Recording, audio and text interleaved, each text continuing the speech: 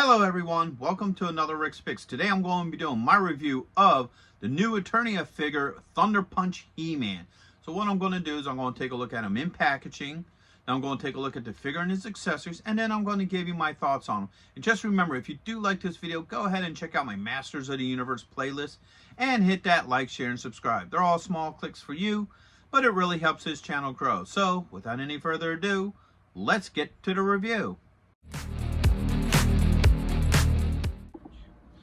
So here he is in packaging. I do like the packaging for this. Alright. So first off, you get this window here that you can see the figure and his accessories.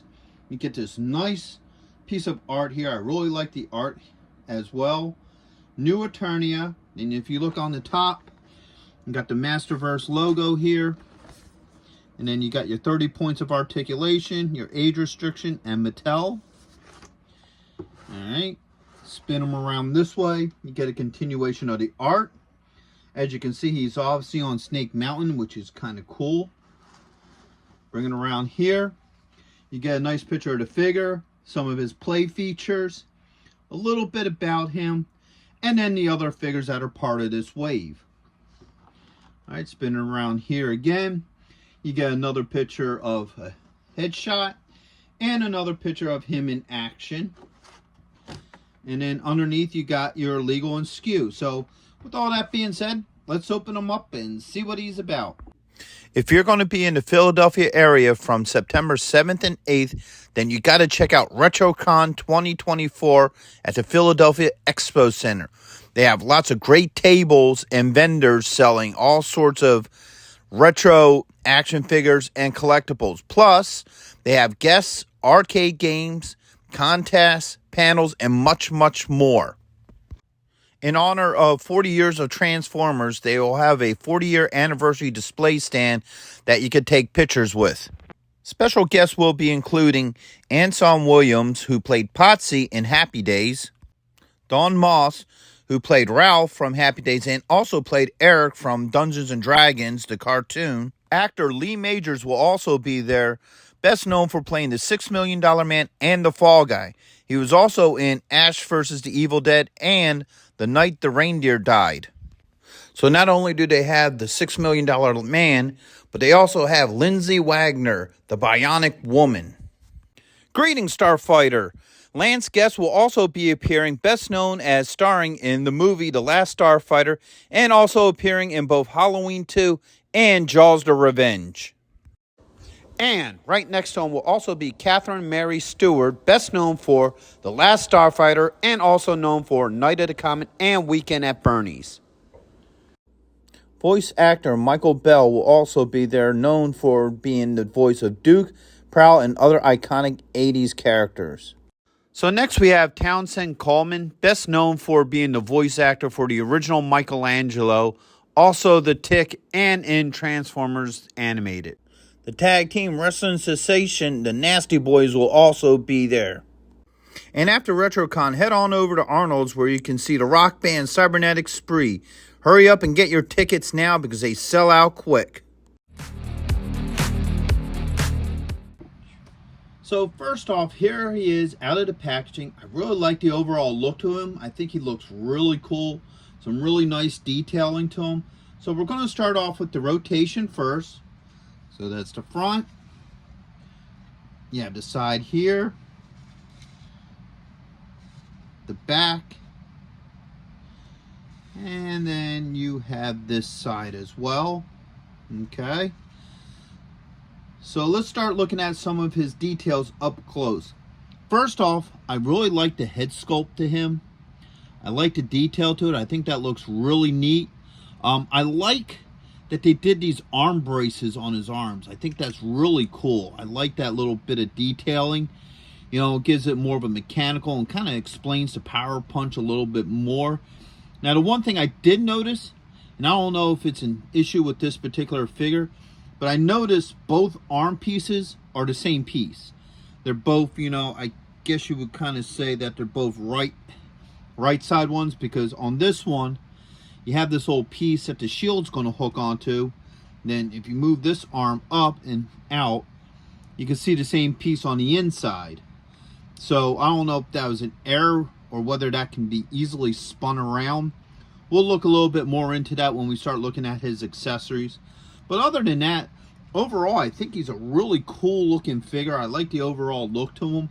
So now let's start looking at the points of articulation. So the head does move.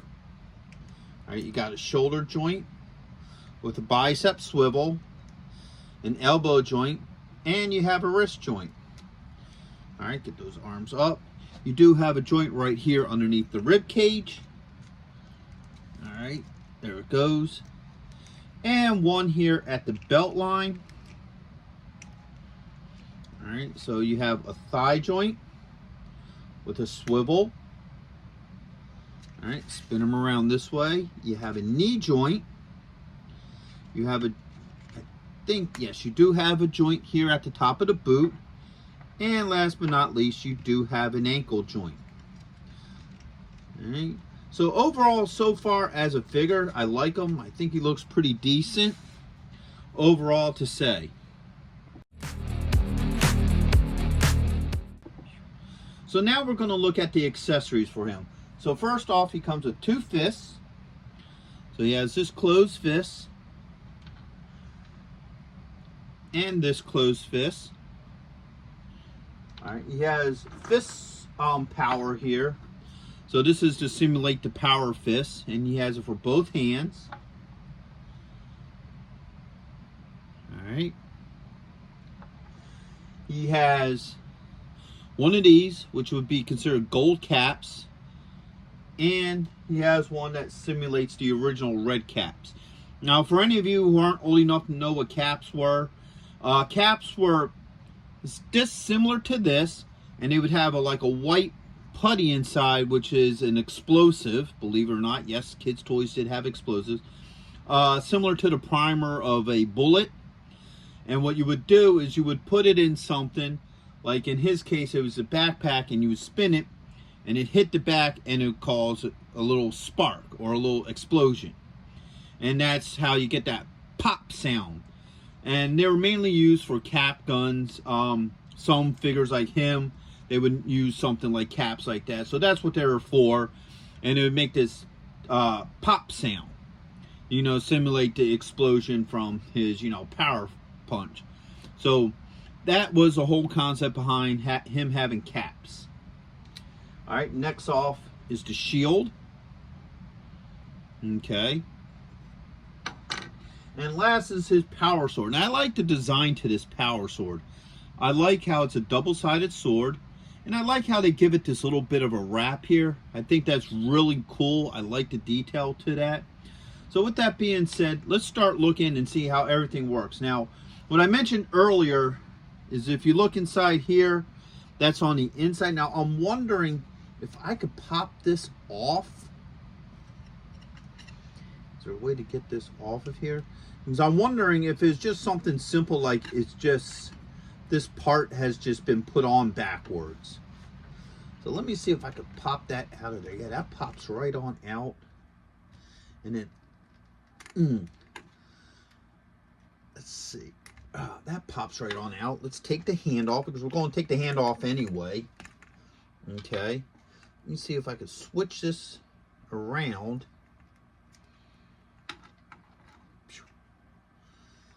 All right. So yes. So as you can see, it does switch around without any issues. So if your He-Man's the same way and it comes with this on the inside, as you can see, it easily switches out. No issues with that. Now also I notice his wrist guards come off too, which is really nice. So seeing how I already have this hand off, I'm going to replace this one with one of the fist hands. Okay. So boom. The fist fits in there really nice. No issues. All right. So first off, we're going to start with his sword. All right. Now, he does have some movability to the fingers. So you can play around with it a little bit.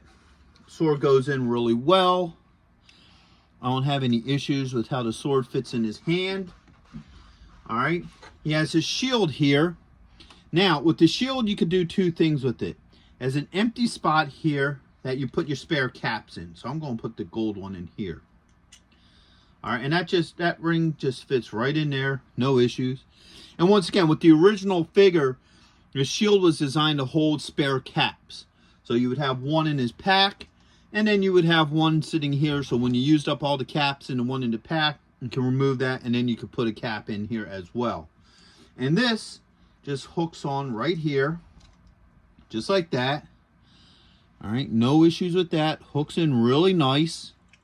And then his sword can come out of his hand, and it just sits right in here.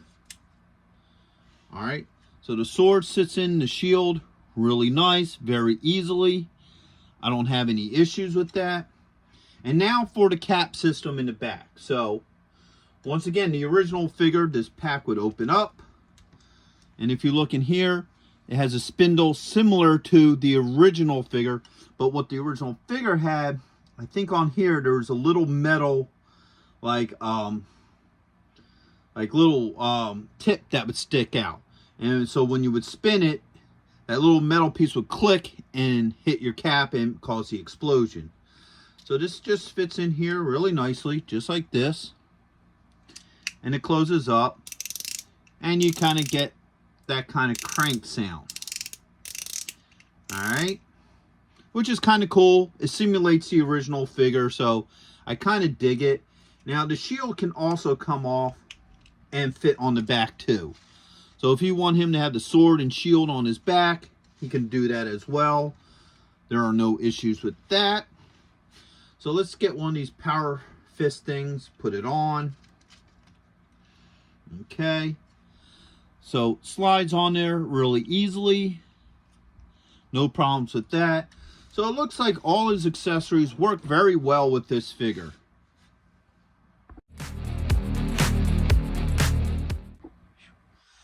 So my final thoughts on this figure is that I think he's a good figure. I definitely think he would fit well with your collection if you're a big Masters of the Universe figure. You know, first off, his joints are good. You know, they're not too loose. They're not too hard. All right. His accessories all fit very well on him. I don't have any problems with how any of his hands or accessories swap in and out. If he does come with the nub on the inside, it's easily swappable, so you could do it either way. So if you want it inside, outside, you can do that. I do like the factor that they do pay tribute to the original figure, so they have a simulated cap system in the back and a simulated cap holder on the shield, which is very much like the original figure.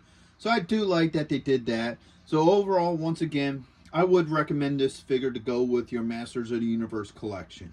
So with that being said, I hope you all did like this video. If you did, go ahead and check out my Masters of the Universe playlist and hit that like, share, and subscribe.